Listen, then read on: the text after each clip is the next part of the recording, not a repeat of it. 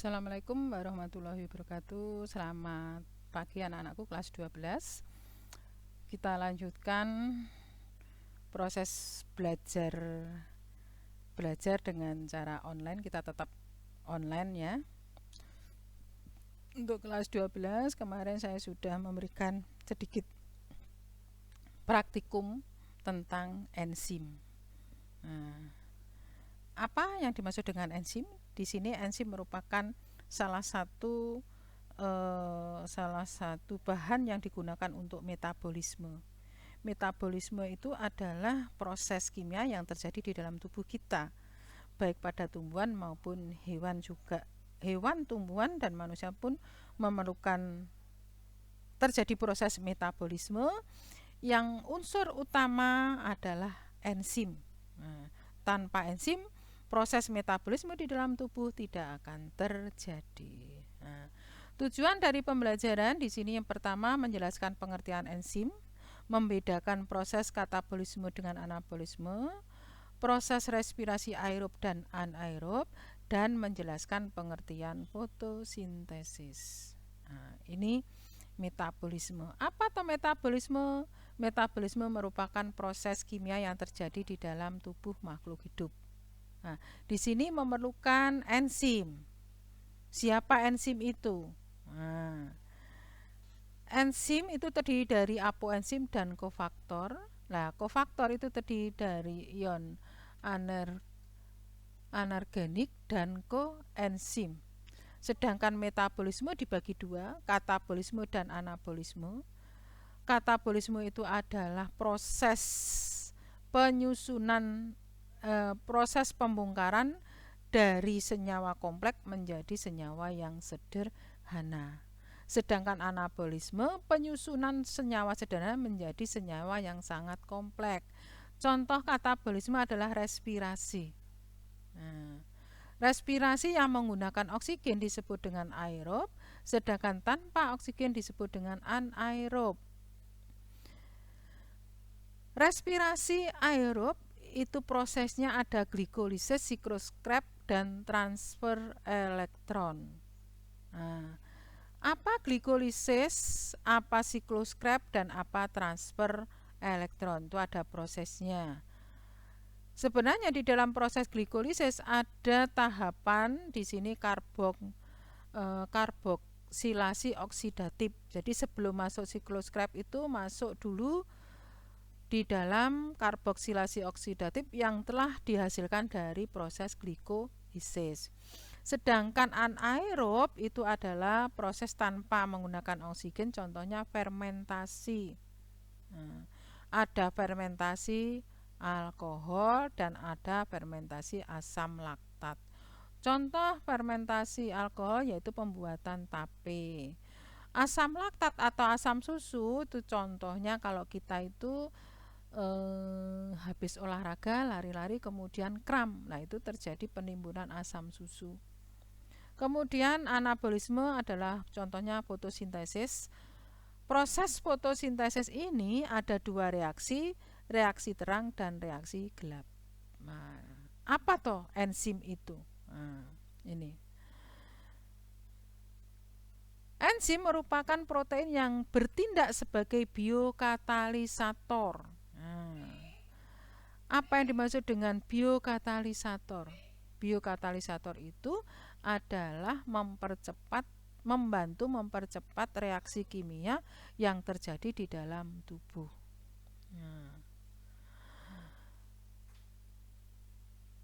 Terdiri dari apa enzim itu? Enzim mempunyai dua komponen, apoenzim atau disebut dengan kelompok protein, sedangkan kofaktor adalah kelompok non-protein, yaitu terdiri dari ion anorganik dan koenzim. Itu komponen enzim. Faktor-faktor yang mempengaruhi kerja enzim pertama adalah suhu, pH, aktivator, inhibitor, konsentrasi enzim, dan substrat. Jadi suhu ini mempengaruhi faktor kerja enzim. Contohnya apa? Kalau dia berada pada suhu yang tinggi, maka dia bersifat termolabil. Suhu itu bersifat termolabil. Dia hanya bekerja pada suhu yang optimal. Faktor-faktor yang mempengaruhi adalah suhu, pH, aktivator, inhibitor, konsentrasi enzim, dan substrat. Sifat-sifat enzim itu protein, bekerja sangat spesifik, fungsinya sebagai katalis, diperlukan dalam jumlah sedikit, jadi hanya sedikit saja. Kemudian bekerja secara bolak-balik, dipengaruhi oleh faktor lingkungan. Cara kerja enzim ada dua teori, yaitu gembok dan kunci, kemudian kecocokan dan yang terinduksi atau induksi fit. Komponen enzim, apoenzim, bagian enzim yang tersusun dari protein yang bersifat termolabin yang bekerja untuk membuat produk itu adalah apoenzim. Kemudian ada kofaktor, bagian enzim yang tersusun dari non-protein, sifatnya termolabin antara lain karena dia mengandung ion anorganik Mg, Mn, dan Cu. Koenzim nikotinamid adenin dinukleat, flavin adenin dinukleat, dan vitamin. Gabungan apoenzim dan kofaktor disebut dengan holoenzim. Cara kerja enzim, jadi ada substrat, ada enzim yang menempel pada sisi aktifnya sehingga akan menghasilkan suatu produk. Substrat, kemudian ada enzim, kompleks enzim substrat, enzim, dan menghasilkan produk. Kerja enzim menurut teori gembok dan kunci menurut Emil Fischer, dimisalkan enzim sebagai gembok, substrat sebagai kuncinya sehingga menghasilkan produk. Contohnya enzim yang ada di dalam mulut, yaitu enzim pitialin, akan ketemu dengan substratnya apa, karbohidrat atau amilum, sehingga nanti akan menghasilkan suatu produk yang disebut dengan glukosa. Jadi enzim tersebut akan menghasilkan glukosa.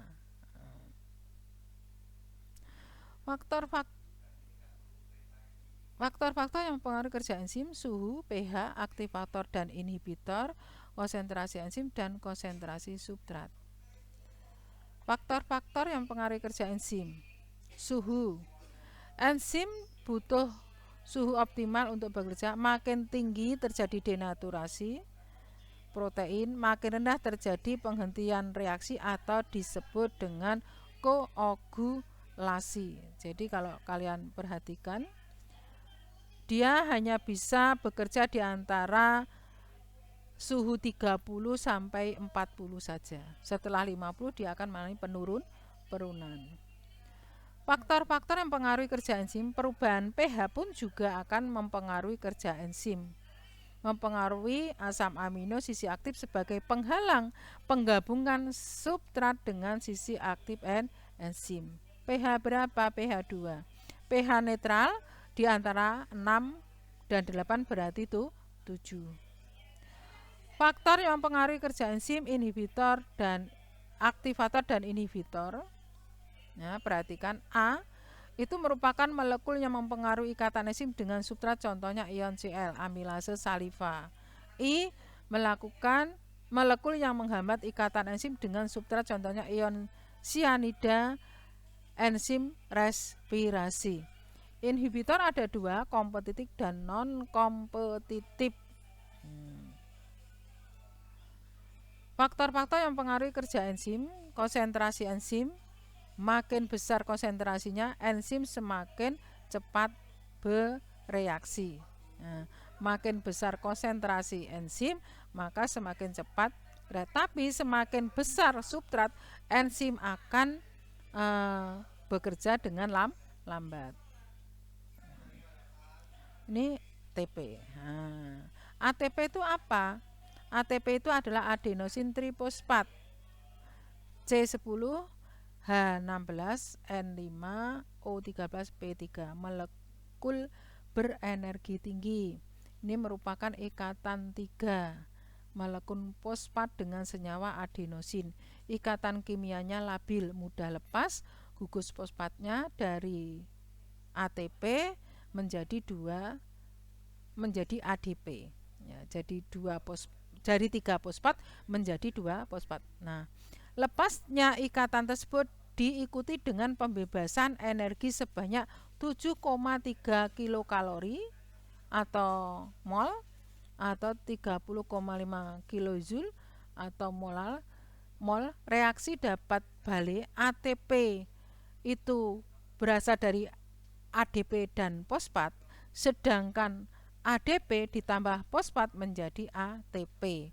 Sintesis ATP itu dari ADP plus fosfat yang disebut fosforilisasi fosfat. Sekarang kita masuk ke dalam metabolisme. Metabolisme dibagi menjadi 2, anabolisme bertujuan untuk pembongkaran atau penguraian suatu molekul. Pembongkaran senyawa kompleks menjadi senyawa sederhana yang terjadi pada respirasi aerob dan respirasi anaerob. Sedangkan anabolisme bertujuan untuk penyusunan atau sintesa suatu molekul dari senyawa sederhana menjadi senyawa yang sangat kompleks, yaitu proses fotosintesis. Nah, ini adalah katabolisme. Ini ada gambar karate. Nah, ini kan membutuhkan energi. Nah, jadi dari mana asalnya energi? Energi itu berasal dari pembongkaran senyawa kompleks menjadi senyawa sederhana. Ini contohnya. Katabolisme karbohidrat respirasi aerob. C6H12O6 mendapatkan oksigen, ya. Oksigen dari kita bernapas, kemudian akan dipecah menjadi karbon dioksida 6 kali dan H2O air 6 kali dan 36 ATP. 3 tahapan di dalam katabolisme ada glikolisis. Setelah glikolisis ada dekarboksilasi oksidatif, baru masuk ke siklus Krebs atau daur Krebs. Setelah itu dilanjutkan ke sistem transport elektron. Sedangkan respirasi anaerob itu adalah fermentasi alkohol dan fermentasi asam laktat. Respirasi aerob 3 tahapan, yaitu glikolisis, dekarboksilasi oksidatif, siklus Krebs, sistem elektron, transportasi elektron. Nah, ini contohnya. Glikolisis, pemecahan glukosa menghasilkan ATP, kemudian setelah mengalami dekarboksilasi oksidatif dimasukkan lagi ke siklus Krebs. Siklus Krebs baru terjadi transport elektron. Ini juga masing-masing menghasilkan ATP.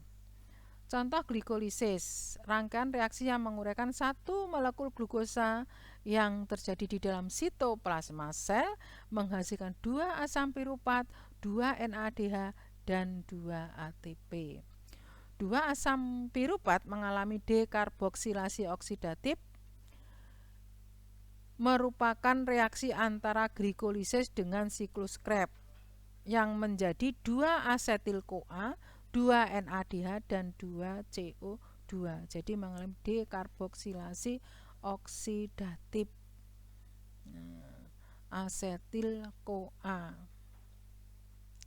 Sedangkan siklus Krebs, gugus karbonnya 2 asetil-CoA hasil dari karboksilasi oksidatif tadi masuk dalam siklus Krebs yang terjadi di dalam mitokondria. Ini ada 9 tahapan reaksi, masing-masing dikatalis oleh enzim masing-masing yang mana akan menghasilkan 2 ATP, 4 CO2, 6 NADH dan 2 FADH.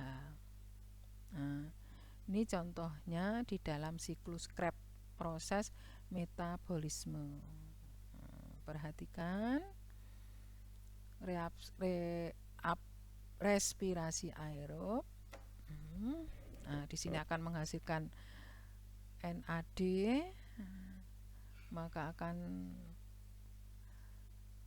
menjadi NADH, dia CO2 dari asam sitrat menjadi isositrat melepaskan CO2, kemudian akan NAD menghasilkan NADH 2 kali, kemudian bereaksi dengan alfa ketoglutarat. Alfa ketoglutarat di sini akan menghasilkan NADH lagi, kemudian bereaksi dengan suksinil-CoA. Suksinil-CoA menghasilkan GDP dan fosfat menghasilkan GTP. Bereaksi lagi dengan suksinat, nah, untuk bereaksi dengan suksinat menghasilkan ADP dan ATP. Kemudian yang keenam, setelah perlepasan ATP, kemudian dengan suksinat akan menghasilkan FAD. FAD mengikat hidrogen menjadi FADH. Kemudian di sini masuk lagi H2O atau air, maka akan menghasilkan NAD dan NADH. Nah, tolong dicatat berapa NAD-nya, berapa yang dihasilkan dari hasil siklus Krebs tadi, CO2-nya berapa, NADH-nya berapa, kemudian ATP-nya berapa, FAD-nya berapa.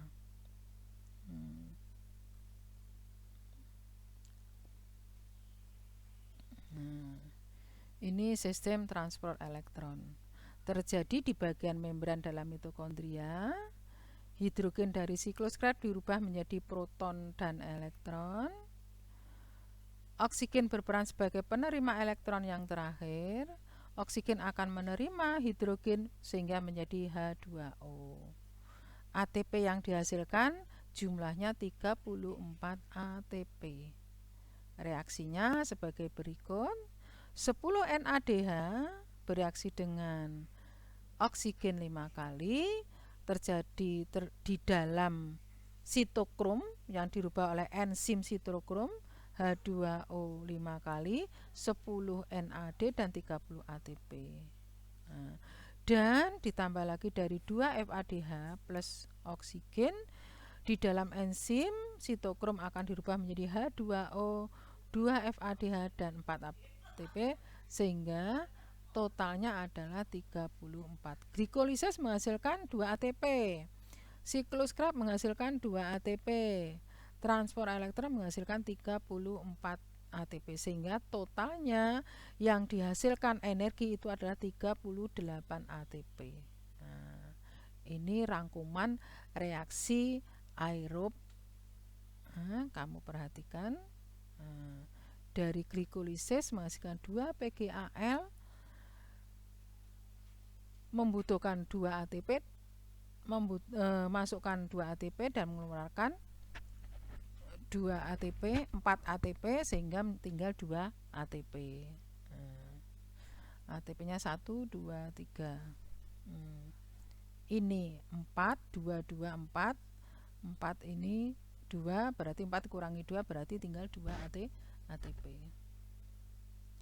Kemudian respirasi anaerob, yaitu respirasi pembuatan etanol atau